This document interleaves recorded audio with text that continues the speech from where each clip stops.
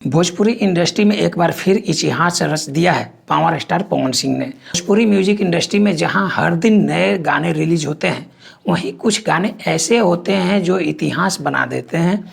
ऐसे ही एक गाना है राजा जी, जिसने यूट्यूब पर व्यूज का तूफान ला दिया है।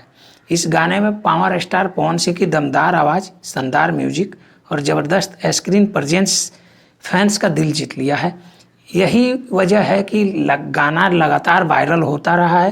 फैंस सोशल मीडिया पर लगातार पवन सिंह को भोजपुरी का सबसे बड़ा सुपरस्टार बताते रहते हैं। कई यूजर्स का कहना है कि जिस तरह बॉलीवुड में बड़े बड़े रिकॉर्ड बनते हैं, उसी तरह भोजपुरी में यह record power star Pawan Singh ने अपने नाम किया है। यूट्यूब पर म्यूजिक प्लेटफॉर्म पर राजा जी का जलवा अभी भी कायम है। शादी, पार्टी और स्टेज शो में यह गाना आज भी लोगों की पहली पसंद बना हुआ है।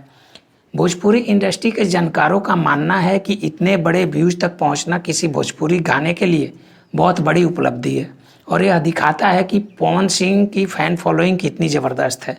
अब देखने वाली बात होगी कि आने वाले समय में पवन सिंह का कौन सा गाना इस रिकॉर्ड को तोड़ता है, या फिर राजा जी ही लंबे समय तक नंबर 1 पे बना रहता है।